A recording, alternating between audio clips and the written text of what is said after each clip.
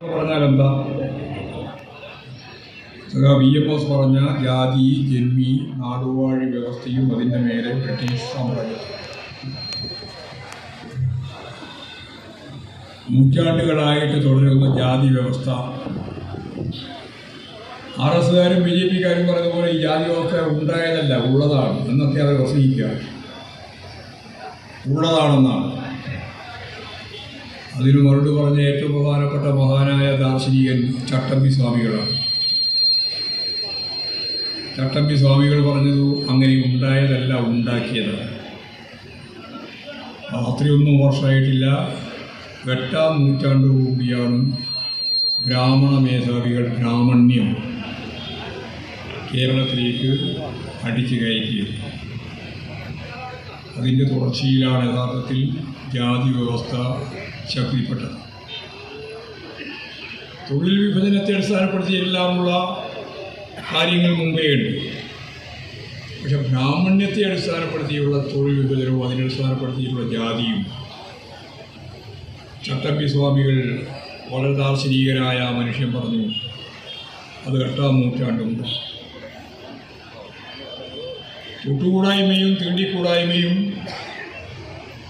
ജാതി വ്യവസ്ഥയുടെ ഭാഗമായിട്ടുണ്ടായിരുന്ന എല്ലാ കാര്യങ്ങളും രേഖപ്പെടുത്തിയ പുസ്തകത്തിൻ്റെ പേരാണ് മനുസ്മൃതി. RSകാരും BJPക്കാരും ഈ മനുസ്മൃതി ഇങ്ങനെ പറഞ്ഞുകൊണ്ടിരിക്കണം. അത് രാമായണം പോലെ ഭാഗവതം പോലെ ഒരു പുസ്തകമൊന്നുമല്ല. ബ്രാഹ്മണർക്ക് മുമ്പിൽ ആർക്ക്, ഏത് ജാതിക്കാർക്ക് ഏത് ദൂരം വരെ നിൽക്കാം എന്നടയാളപ്പെടുത്തുന്ന ഒരു പ്രധാനപ്പെട്ട രേഖയാണ്. അത് അവർക്ക് വേണ്ടി തന്നെ ഉണ്ടാക്കിയതാണ്. ഈ കേരളത്തിൻ്റെ ചരിത്രത്തെ സംബന്ധിച്ച് അവർ പറയുന്നുണ്ട്. അതും നമുക്കെല്ലാവരും അറിയുന്നതാണ്. ഒരു മഴ പൊരിഞ്ഞ് കേരളം വീണ്ടെടുത്തു എന്നൊക്കെ പറയുന്നുണ്ടല്ലോ. എന്നിട്ട് ബ്രാഹ്മണർക്ക് കൊടുത്തു. ഏത് ബ്രാഹ്മണർക്ക് കൊടുത്തു? എപ്പോൾ കൊടുത്തു? 1000 ആണ്ടുകൾക്ക് മുമ്പ് കടലായി മാറി അത് കരയായിരുന്നു എന്നത് ശരിയാണ്. പക്ഷേ അതും ഈ ഏറും തമ്മിലൊന്നും ഒരു ബന്ധമില്ല. ബ്രാഹ്മണ്യ കാലഘട്ടത്തെ ന്യായീകരിക്കാൻ വേണ്ടി ബ്രാഹ്മണന്റെ കയ്യിൽ ഭൂമി മുഴുവൻ കിട്ടിയെന്ന് പറയാനാണ് ഈ ഐതിഹ്യം പറഞ്ഞുകൊണ്ടിരുന്നത്. അതും ഞാൻ പറഞ്ഞതല്ല, ചട്ടമ്പി സ്വാമികൾ തന്നെ. പരശുരാമൻ്റെ മഴവും ഏറും, എന്നിട്ട് ബ്രാഹ്മണർക്ക് ഭൂമി മുഴുവൻ കിട്ടി. അങ്ങനെ ബ്രാഹ്മണൻ്റെ അധീനതയിൽ വന്നു ആ സംബന്ധം. ഇവിടെയുള്ള മനുഷ്യരെ മുഴുവൻ അടിച്ച് ബ്രാഹ്മണ മേധാവിത്വത്തിൻ്റെ ഭാഗമായ ഫ്യൂഡൽ ജീർണതയുടെ ഭാഗമാക്കി മാറ്റി.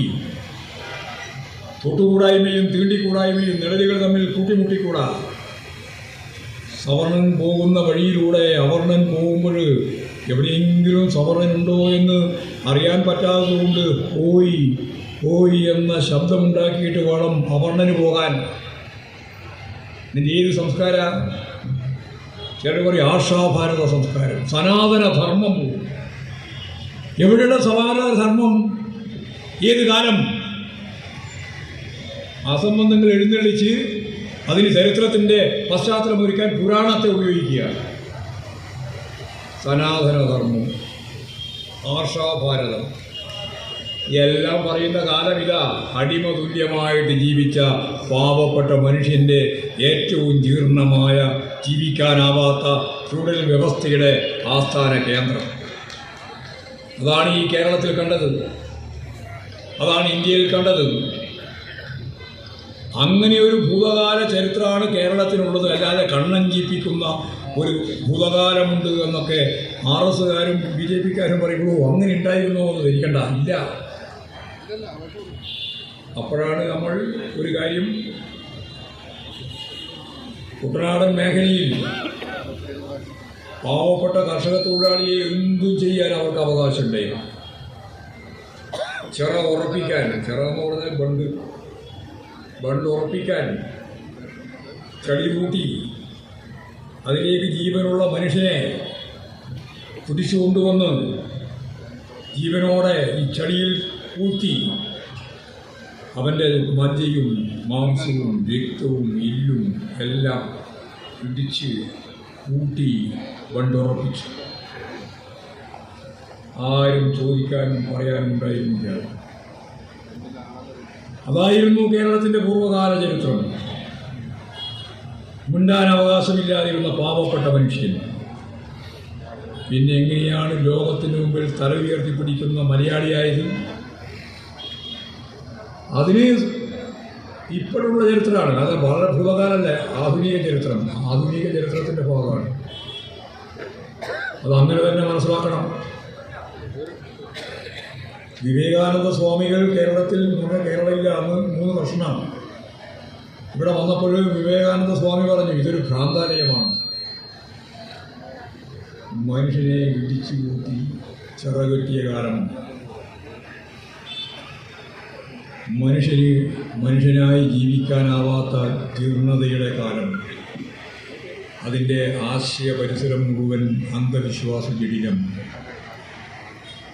സ്വാമി വിവേകാനന്ദൻ പറഞ്ഞ ഈ ഭ്രാന്താലയം പിന്നെ എങ്ങനെയാണ് മനുഷ്യാലയമായിട്ട് മാറിയത്?